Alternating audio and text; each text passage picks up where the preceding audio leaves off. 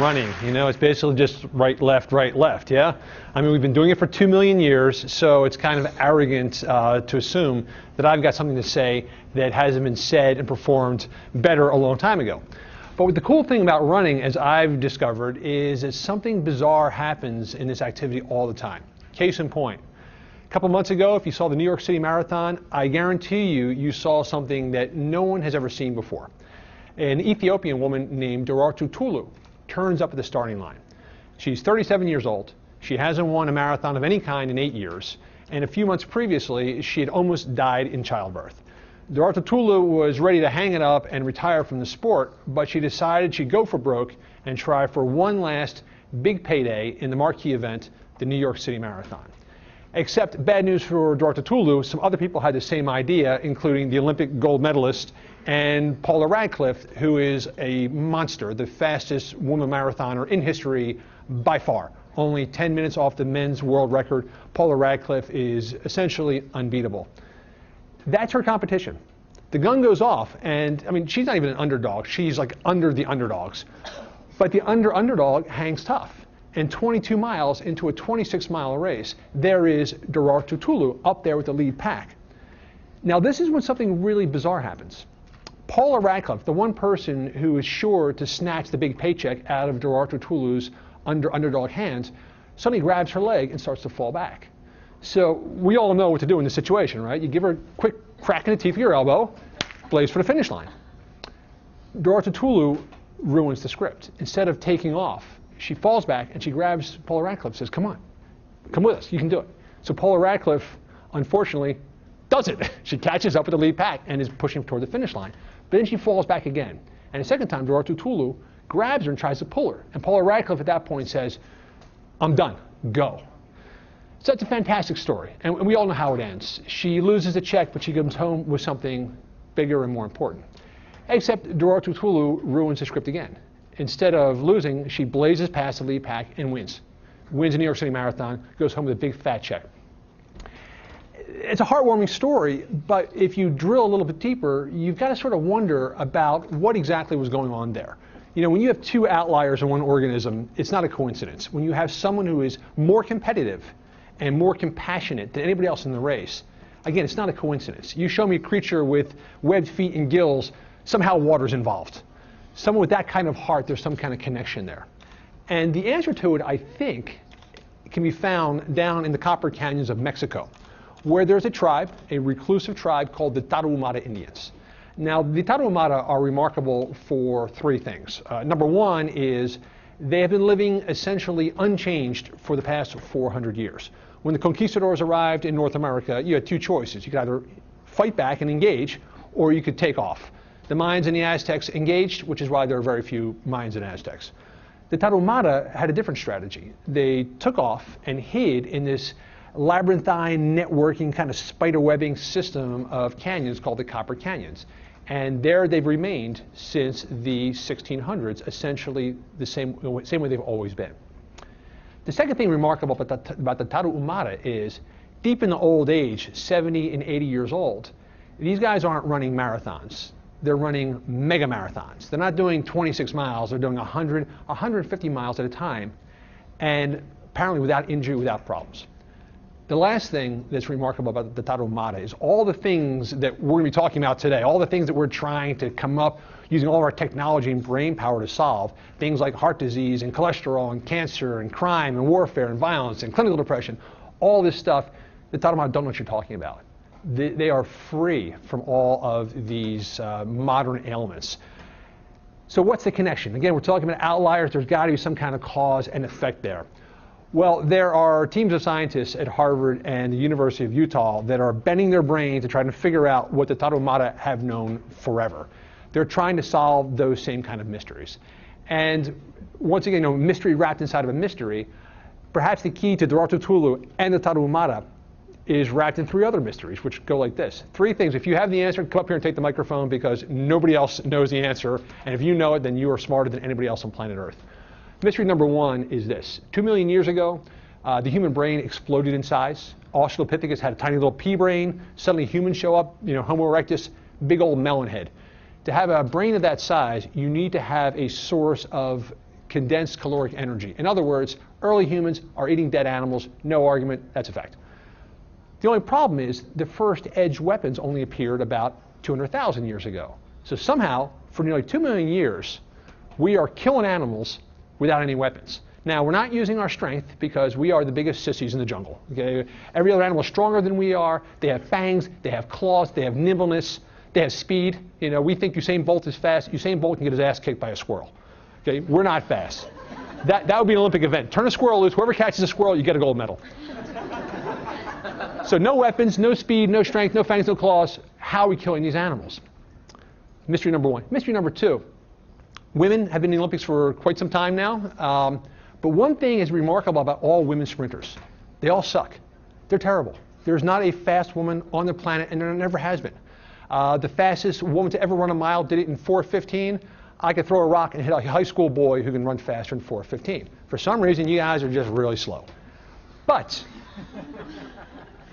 you get to the marathon we were just talking about. You guys have only been allowed to run the marathon for 20 years, because prior to the 1980s, medical science said that if a woman tried to run 26 miles, does anyone know what would happen if you tried to run 26 miles?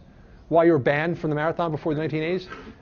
What's that? Her uterus would be torn. Her uterus would be torn. Yes, you would have torn reproductive organs. Uterus would fall out, literally fall out of the body. Now, I've been to a lot of marathons, and I've yet to see any.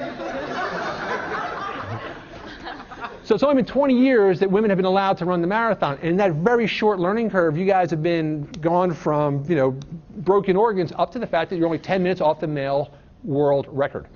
Then you go beyond 26 miles into the distance that medical science also told us would be fatal to humans. Remember, Phidippides died when he ran 26 miles. You get to 50 and 100 miles, and suddenly it's a different game.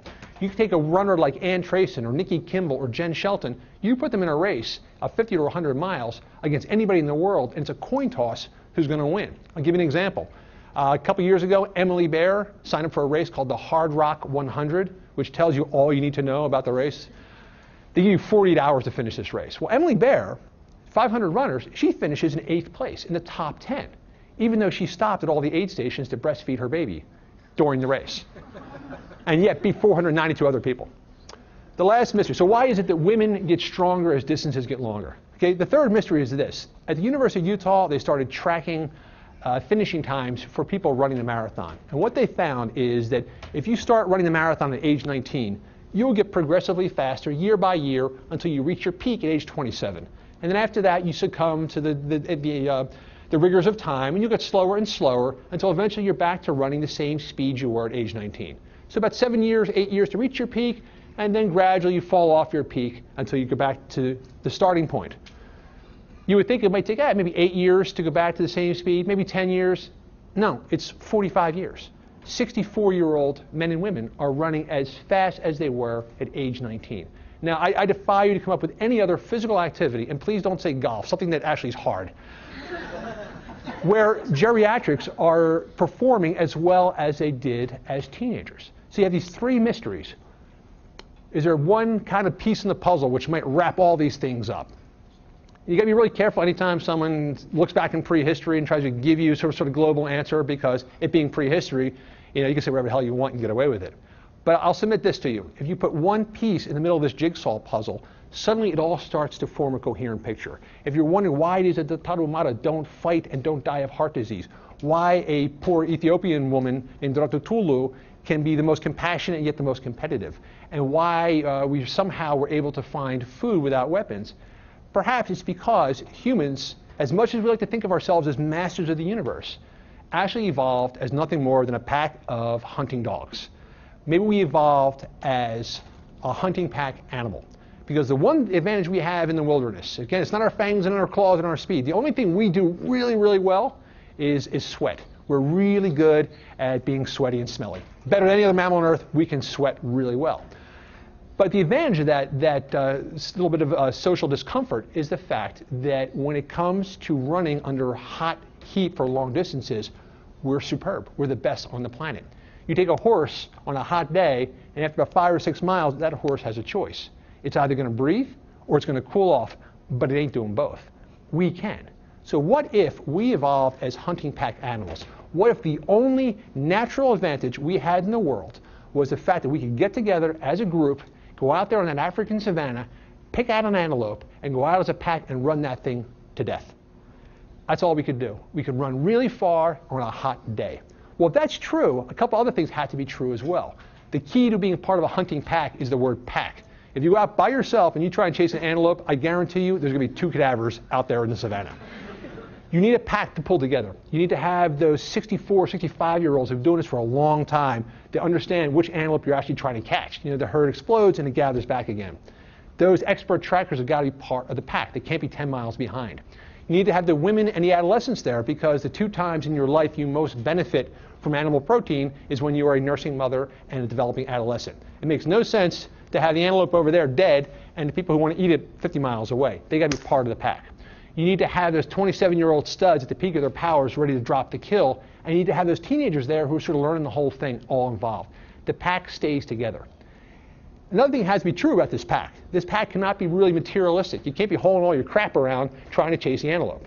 You can't be a pissed off pack. You can't be bearing grudges. Like, I'm chasing that guy's antelope. He pissed me off last. Let him chase his own antelope. The pack has got to be able to swallow its ego, be cooperative, and pull together.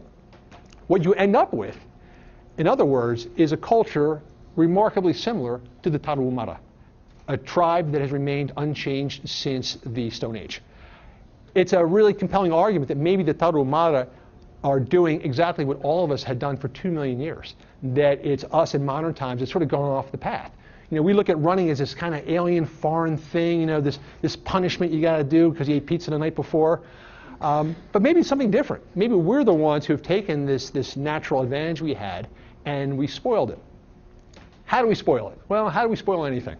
We try to cash in on it, right? We try to can it and package it and make it better and sell it to people. And what happened was we started creating these fancy cushioned things which can make running better called running shoes.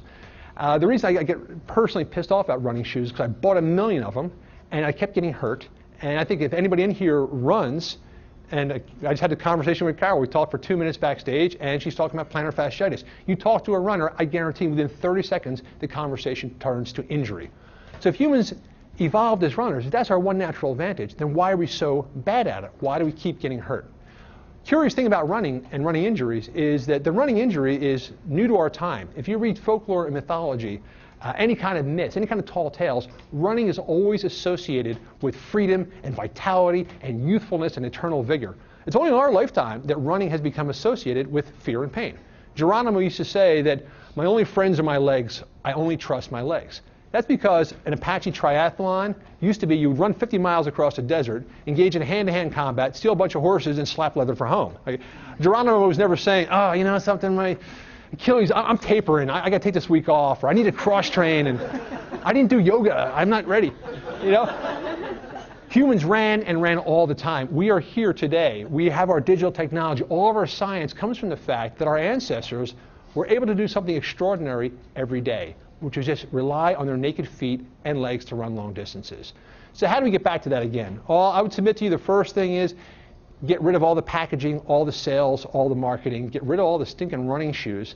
Stop focusing on urban marathons, which, you know, if you do 4 hours, you suck, but if you do 3:59.59, you're awesome because you qualify for another race.